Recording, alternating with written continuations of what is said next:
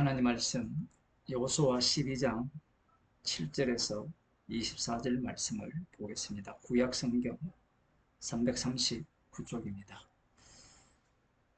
여호수아와 이스라엘 자손이 요단 이편 곧 서편 레바논 골짜기의 바알갓에서부터 세일로 올라가는 곳 한락산까지에서 쳤어 멸한 왕들은 이러하니 그 땅을 여호수아가 이스라엘의 구별을 따라 그 지파에게 기업으로 주었으니 곧 산지와 평지와 아라바와 경사지와 광야와 남방 곧 헷사람의 아모리 사람과 가나안 사람과 브리스 사람과 히위 사람과 여부스 사람의 땅이라. 하나는 여리고 왕이요 하나는 베델 곁에 아이 왕이요 하나는 예루살렘 왕이요 하나는 헤브론 왕이요 하나는 야르뭇 왕이요 하나는 라기스 왕이요 하나는 에글론 왕이요 하나는 게셀 왕이요 하나는 드빌 왕이요 하나는 게델 왕이요 하나는 호르마 왕이요 하나는 아랏 왕이요 하나는 림나 왕이요 하나는 아둘람 왕이요 하나는 막게다 왕이요 하나는 베델 왕이요 하나는 답보아 왕이요 하나는 헤벨 왕이요 하나는 아벡 왕이요 하나는 라사론 왕이요 하나는 마돈 왕이요 하나는 하솔 왕이요 하나는 시므론 모론 왕이요 하나는 악삽 왕이요 하나는 다낙 왕이요 하나는 머깃도 왕이요 하나는 게데스 왕이요 하나는 갈멜의 용나암 왕이요 하나는 돌의 높은 곳의 돌 왕이요 하나는 길갈의 고임 왕이요 하나는 디르사 왕이라. 도합 31 왕이었더라. 아멘. 이방인 우리들이 31명이나 되는 각 지역의 왕들의 이름을 기억하는 것은 사실 쉽지 않습니다. 차라리 앞부분에 나오는 말씀처럼 여호와께서 요단 서편 약속의 땅 대부분을 여호와께서 전쟁에서 승리케 하셔서 모든 왕들을 쳐 죽이고 그 땅을 주셨다. 이렇게 요약을 한 것으로 끝나도 괜찮을 겁니다. 그런데 이 31명의 왕들, 요단 동편까지 포함하면 33명의 왕들의 이름을 일일이 거론하는 이유가 있습니다. 우리들은 이런 생각을 합니다. 창세기 12장에 보면 여호와께서 아브라함에게 약속을 하셨잖아요. 약속을 듣는 아브라함 입장에서는 갈대아 우르를 떠나 여호와께서 지시한 땅으로 가면 곧장 큰 민족을 이루게 해줄 것을 생각했을 가능성이 아주 높습니다. 우리들이야 성경을 알기 때문에 그 과정은 지난한 세월을 보내야 된다는 사실을 알고 있습니다. 달리 말하면 아브라함에게 하신 그 약속 안에는 이 긴 역사가 포함되어 있다는 사실입니다. 그 긴 역사를 빼버리면 아브라함에게 하신 그 약속의 본래 취지는 살아날 수가 없어요. 하지만 선악과를 먹은 인간들의 입장에서는 여호와 하나님께서 약속을 하셨으니까 곧장 그 약속을 긴 지난한 세월을 보내지 말고 바로 약속을 이루어 주시면 좋지 않겠느냐라는 그러한 생각을 갖습니다. 이 약속의 땅 여호수아 전쟁, 거룩한 전쟁도 마찬가지지만 여호와 하나님께서는 이미 이 땅을 주셨습니다. 완료형으로 붙이셨다라고 말씀을 하셨어요. 말씀의 완료형이니까 그 완료형 속에 이스라엘 백성들은 33명의 왕들을 쳐 죽이는 그 전쟁에 참여하게 되는 겁니다. 우리가 알기로는 이 모든 전쟁의 내용은 다 알 수는 없어요. 성경에 모든 걸 기록하지 않았지만 하지만 여호와 하나님께서는 이스라엘을 통해서 하신 이 전쟁의 모든 과정과 내용을 아신다는 사실입니다. 그 전쟁 속에 이스라엘 자손들이 참여했다라는 사실이에요. 그 참여한 내용이 무엇과 관련이 되느냐라고 하면 아브라함과 이삭과 야곱에게 하신 맹세를 이루신다라는 말씀의 취지가 들어있어요. 우리 인간들은 과정을 별로 중요시하지 않습니다. 결론만 중요하면 뭐 다 되지 않느냐 그런 생각을 하거든요. 뭐 입시를 생각해 보면 좋은 성적만 나오면 되지 않느냐 이렇게 생각을 해요. 그래서 어릴 때부터 학원을 보내고 돈을 쏟아붓잖아요. 막상 대학을 보내고 난 뒤에 자녀들과 대화가 안 돼요. 남이에요, 남. 그러한 경우가 굉장히 많죠. 왜냐하면 이 자녀를 키우는 것은 과정이 중요합니다. 그 과정 속에 아빠도 들어가야 되고 엄마도 들어가야 되고 자녀도 함께 하면서 그 모든 과정이 하루하루가 소중하죠. 그 과정 자체를 가정이라고 이야기를 하는 겁니다. 그런데 우리들은 그 과정을 빼버리고 그냥 대학을 합격했다, 뭐 의대를 갔다, 서울대를 갔다, 그걸로 끝나버려요. 그 안에 든 내용은 빈 깡통입니다. 그런데 여호와 하나님께서 일을 하실 때는 약속을 이루실 때는 그 약속을 이루시는 과정은 빈 깡통이 아니라 하나님의 희생과 이스라엘 백성들이 그 희생 속에 참여된 것과 그 희생의 혜택을 입은 내용들이 꽉 차 있다라는 사실이에요. 그래서 이 복음이라는 것은 예수 믿고 구원 얻는다. 이게 다가 아니라 예수 믿고 구원 얻는다라고 했을 때 그 예수 믿는 내용 속에 구원의 취지가 들어가 있고 예수 믿는 믿음 속에는 우리가 살아가야 될 날들이 다 포함되어 있다는 사실입니다. 물론 어떤 사람들은 하루를 살 수 있고 어떤 사람들은 100년을 살 수 있어요. 그 모든 과정들을 통하여서 주님께서는 자신이 십자가에서 홀로 다 이루신 것을 증거하는 증인으로 사용하는 겁니다. 마치 예수님께서 참새를 아버지께서 기르시잖아요. 그 아버지께서 기르신다는 취지의 의미는 이 참새조차도 예수 그리스도의 십자가의 피의 공로, 그 능력을 증거하는 하나의 도구라는 사실입니다. 그래서 그 참새가 팔리오는 그 내용도 주님께서 허락을 하셔야 된다고 말씀을 하시는 거예요. 우리가 인간이라는 게 그래요. 제가 방금도 저 밖에 이제 걸어갔다가 왔는데 그 돌아오는 그 과정을 다 기억을 못해요. 그러나 주님은 그 모든 과정들을 다 아세요. 그 세계 속에 우리를 참여시키는 겁니다.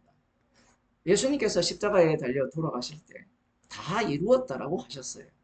마치 약속의 땅의 그 전쟁처럼 너희에게 이미 붙였다. 완료형으로 말씀하셨듯이 다 이루었다라는 말씀도 십자가에서 다 이루신 것은 진짜 완료형이에요.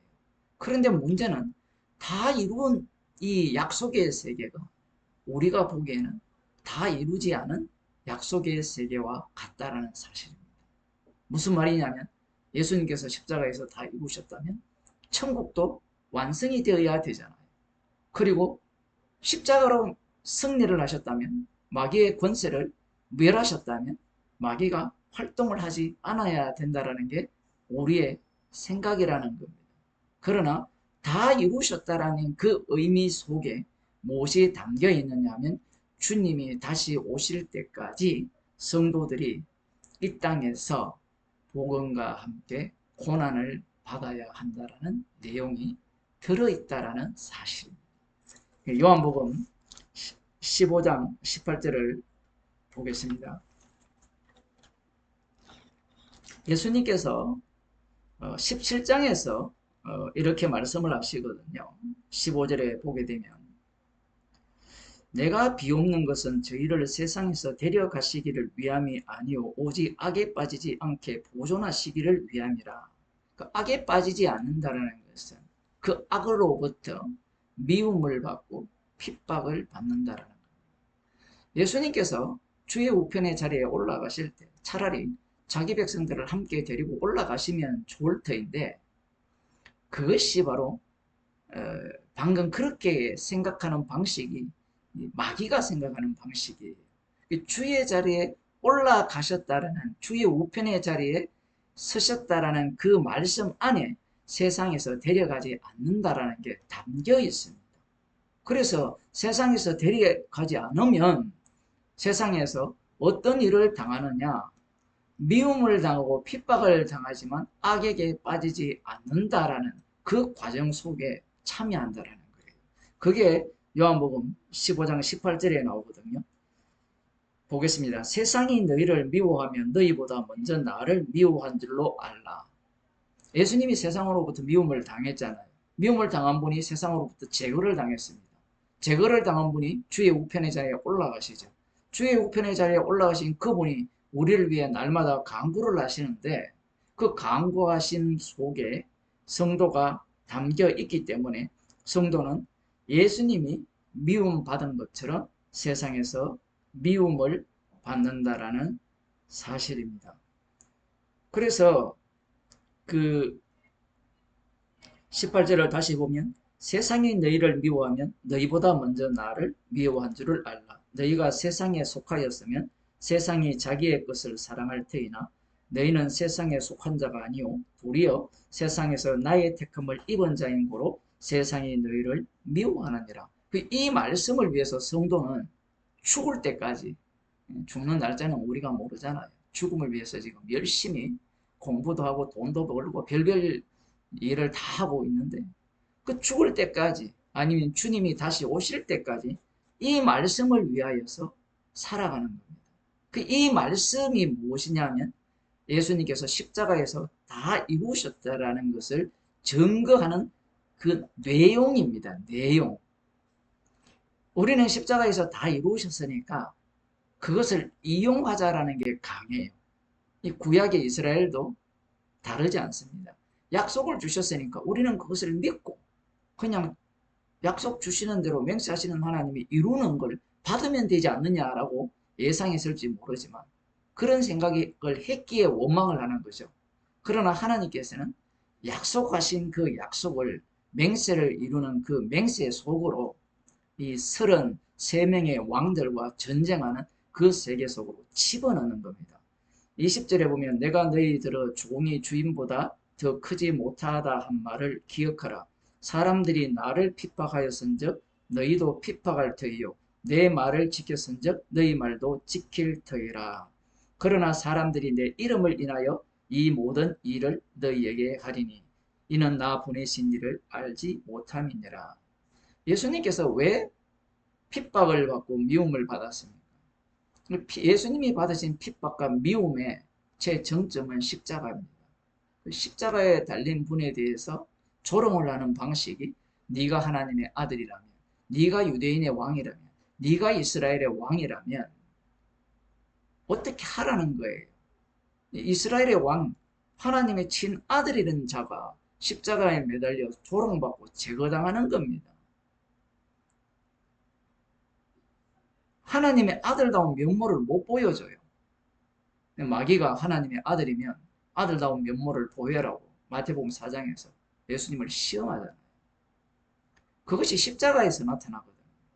그 십자가로서 이 예수님께서 이 아들다운 면모를 보여주니까 미움받고 핍박을 받아요.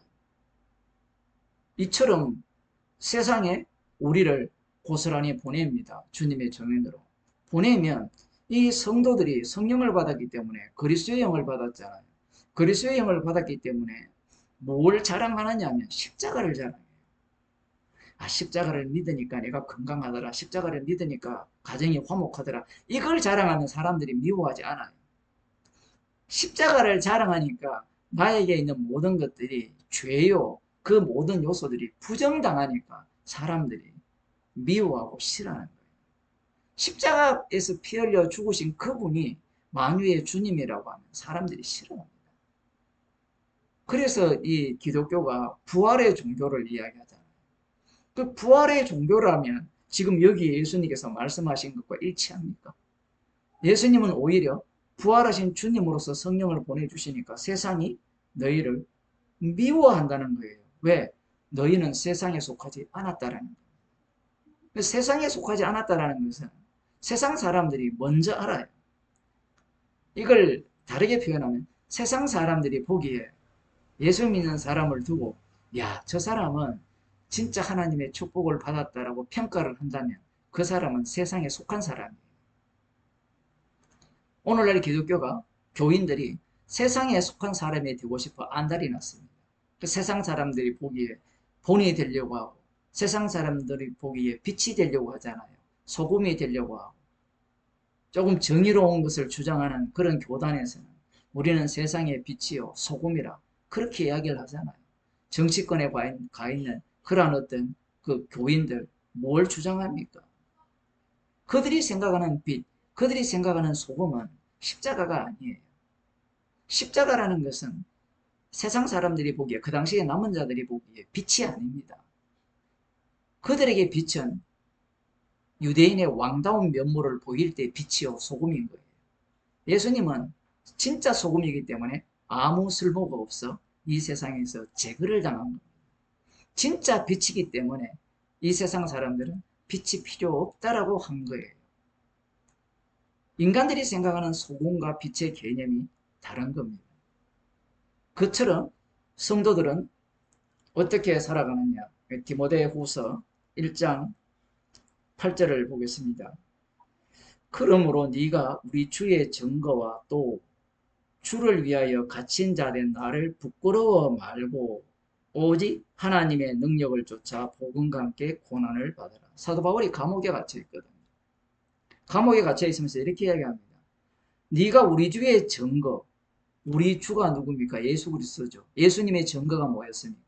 십자가에 못 박혀 죽으심. 그 십자가가 부끄럽지 않다라는 겁니다. 나사로는 하나도 안 부끄러웠어요. 평생 거지로 살면서 걔가 유일한 친구였고 이 주인 집에서 나오는 그 쓰레기를 얻어먹는 그 처지였음에도 불구하고 부끄럽지 않았어요. 오늘날도 이런 사람이 있을지 모르겠지만 그리스도 안에 있는 사람은 이런 사람이 있어요. 문제가 뭐냐면 십자가가 부끄럽다라는 겁니다. 누구에게는? 그리스도 밖에 있는 사람들에게. 그래서 사도 바울이 이렇게 얘기합니다. 주의 증거가 있고요. 또 하나는 주는 또는 주를 위하여 갇힌 자 된 나. 아니 예수님은 아직 그래도 십자가 지시기 전에는 주의 우편의 자리에 안 앉으셨잖아요. 그럼 주의 우편의 자리에 앉았다면 만유의 주가 되신 거잖아요.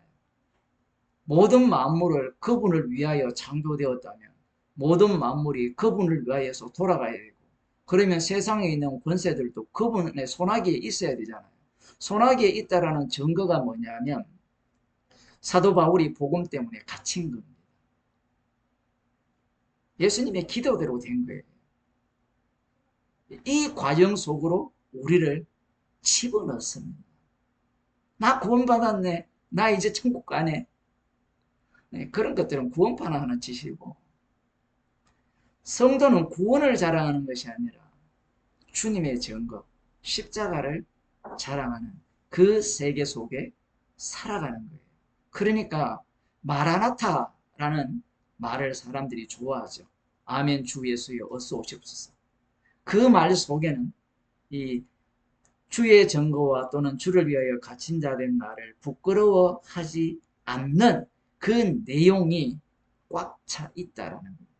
그 내용, 복음과 함께 고난받는 내용이 없는 자에게는 마라나타라는 것은 현실 도피하는 그러한 그것에 불과한 거예요. 그럼 주 예수에 어서 오시옵소서라는 그 주 예수가 우상 예수에 불과한 겁니다. 기도하겠습니다. 하나님 아버지 십자가에서 다 이루셨기에 십자가로 다 이루셨음을 증거하기 위해서 우리의 삶을 허비하지 않게 하시고 우리의 모든 삶을 꽉 채우셔서 십자가의 피 공로를 증거하는 주님의 정인으로 살아가며 감사하는 주의 백성이 되게 하옵소서. 한순간도 헛된 인생이 없음을 감사함으로 받게 하여 주옵소서. 예수님의 이름으로 기도드리옵나이다.